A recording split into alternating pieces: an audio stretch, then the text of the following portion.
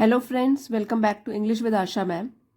आज हम न्यूज़पेपर के एक आर्टिकल की रीडिंग करेंगे और मैं आपको वर्ड टू वर्ड ट्रांसलेट करके बताऊंगी। इसमें काफ़ी अच्छी वोकेबलरी भी है और आपका इंग्लिश का लेवल एनहेंस होगा इसको पढ़ के।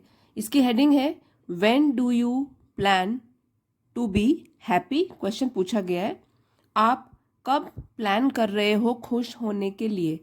क्योंकि हम सब एक कंडीशन रखते हैं अपने आगे, प्रेजेंट में नहीं रहते हैं, वर्तमान में नहीं रहते, सोचते हैं कि भविष्य में हम खुश होंगे, ऐसा होगा तो तब मुझे खुशी मिलेगी। तो यही प्रश्न पूछा गया है कि आप कब सोच रहे हो कि आप खुश होंगे फ्यूचर में। तो आइए आर्टिकल को पढ़ के इस टॉपिक के ऊपर जानकारी हासिल करते हैं, साथ ही नई वोकेबलरी वर्ड्स, उनका प्रोनाउंसिएशन और ग्रामर सीखते हैं। All the world's teachings speak of finding great happiness because they know it's what everyone is ultimately searching for। पहले डिफिकल्ट वर्ड के मीनिंग बता देती हूँ। अल्टीमेटली मीन्स आखिरकार, सर्चिंग फॉर मीन्स ढूंढ रहे हैं। तो ऑल द वर्ल्ड्स टीचिंग, इस दुनिया की जो भी टीचिंग्स हैं, जो भी सीख हैं, जो कि वो सिखाना चाहते हैं। स्पीक ऑफ फाइंडिंग, वो बताती हैं फाइंडिंग ग्रेट हैप्पीनेस, खुशी को, ये सबसे बड़ी खुशी को ढूंढना। Because they know it's what everyone is ultimately searching for.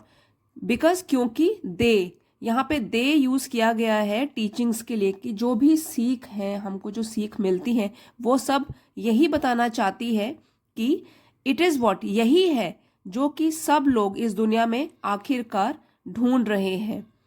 तो ये इस लाइन का मतलब ये हुआ, ये जो सब सीख हैं, टीचिंग्स हैं, उन्हें पता है कि जो सब लोग हैं आखिरकार वो खुश होना चाहते हैं।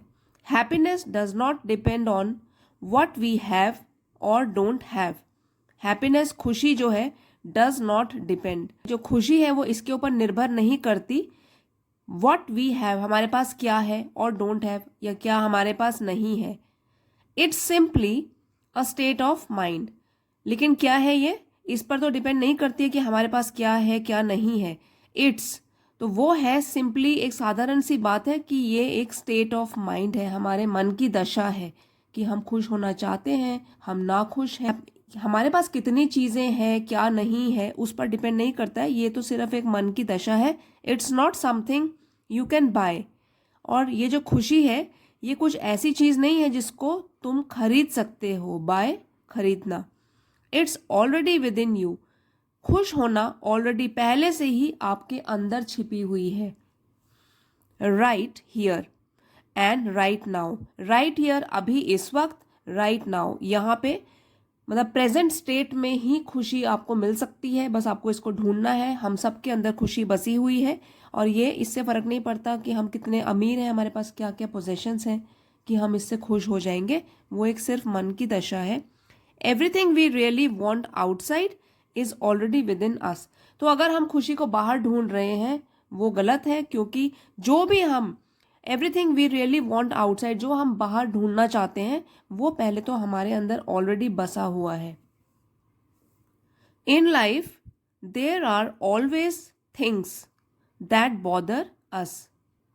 देखिए, बॉदर मीन्स परेशान करना, तो जीवन में देर आर ऑलवेज थिंग्स, हमेशा कुछ ना कुछ ऐसा चीज रहता ही है, दैट बॉदर अस, जो कि हमको परेशान करता रहता है। आज खुश है, कल फिर से कोई ना कोई परेशानी सामने आ ही जाएगी, यही लाइफ है।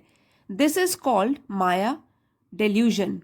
डेल्यूजन मीन्स भ्रम, इसी को कहते हैं माया या भ्रम।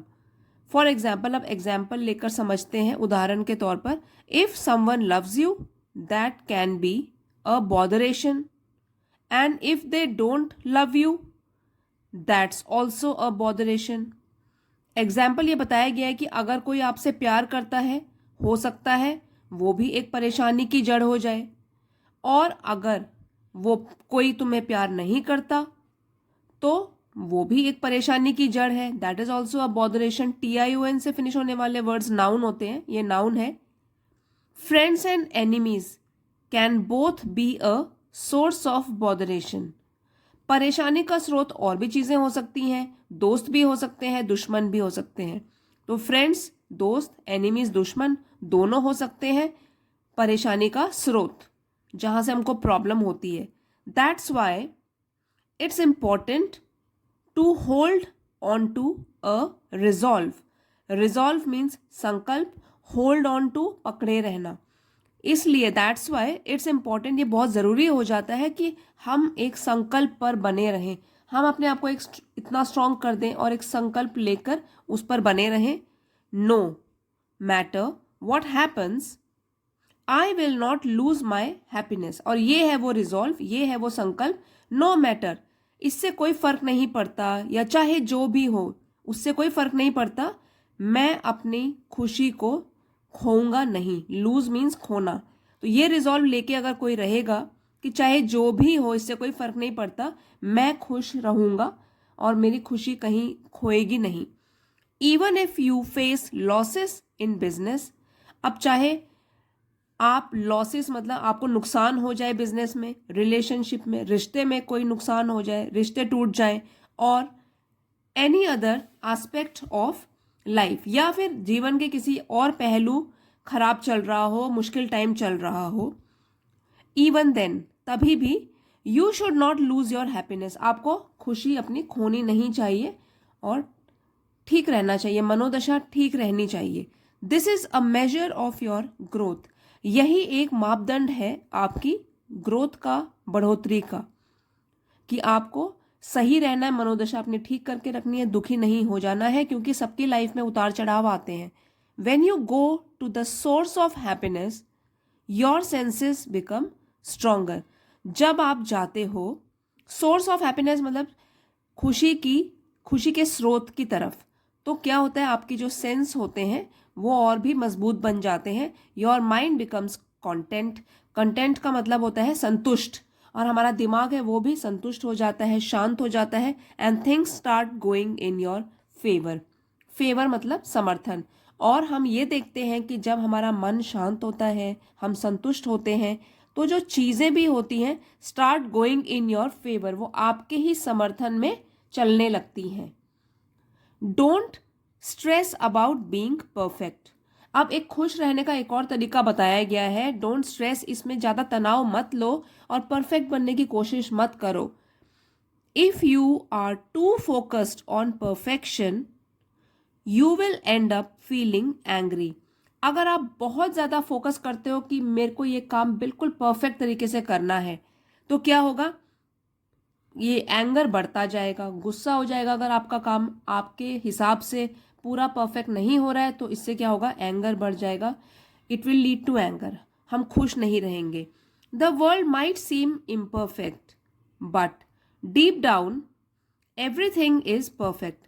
अब ये हमारे देखने के नज़रिए से बात की गई है कि दुनिया हमको लग सकती है इम्परफेक्ट, कि वो बिल्कुल परफेक्ट नहीं है, लेकिन अगर ध्यान से देखा जाए deep down everything is perfect. भगवान ने सब चीज़ों को बिल्कुल परफेक्ट बनाया है, कोई भी चीज़ इम्परफेक्ट नहीं है. Perfection is hidden. तो जैसा अभी हमने यहाँ पे पढ़ा कि इस दुनिया में सब कुछ परफेक्ट है, सब कुछ पूर्ण है, और परफेक्ट का मतलब होता है जिसमें कि कोई फॉल्ट ना निकाला जा सके. यहाँ इसीलिए बोलते हैं परफेक्शन इज हिडन. हो सकता है हमको दिखाई ना दे रहा हो, लेकिन परफेक्ट चीज़ हो, तो परफेक्शन इज हिडन. कहने का मतलब है कि जो दोषहीनता है वो छिपी हुई है. मतलब हमको लग रहा है कि वो चीज़ इम्परफेक्ट है, लेकिन हो सकता है वो परफेक्ट हो. Perfection is hidden while imperfection is visible. और इसीलिए हमको क्या दिखाई देता है, इम्परफेक्शन, कि दोष ही दोष है चारों ओर. तो जिस चीज़ में भी हमको दोष दिखाई दे रहा है, हो सकता है कि उसमें परफेक्शन भी छिपा हुआ हो.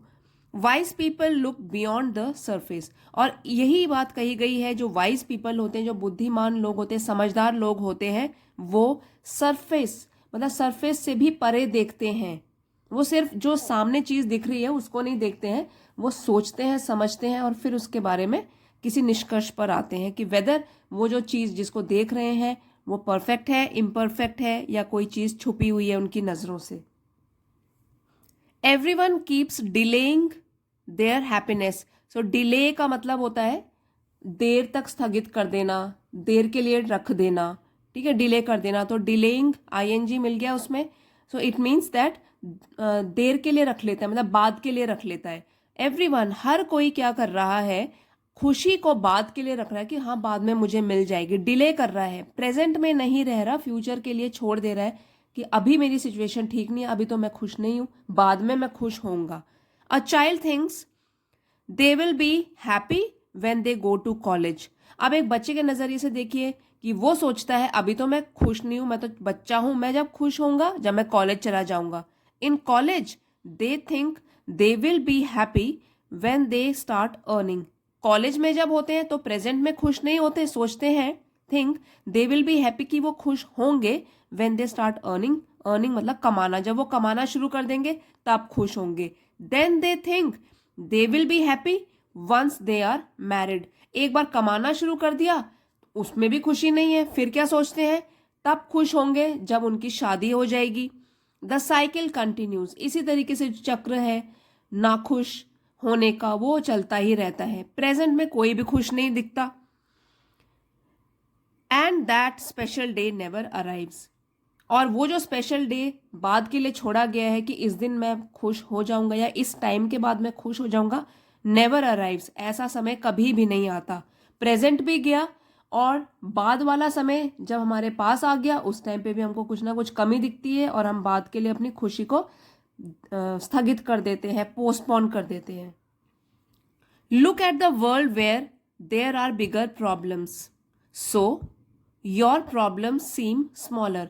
अब एक उपाय बताया गया है कि देखिए, लुक एट द वर्ल्ड, दुनिया को देखो, where there are bigger problems, जहां पे आपकी समस्या से ज़्यादा खराब समस्या हो, मतलब आपकी जो सिचुएशंस है उससे भी खराब सिचुएशन वाले लोगों को देखो या ऐसी सिचुएशन को देखो, तो तब क्या होगा, योर प्रॉब्लम सीम स्मॉलर, आपको जो अपनी प्रॉब्लम है वो कम प्रतीत होंगी ऐसा करने से।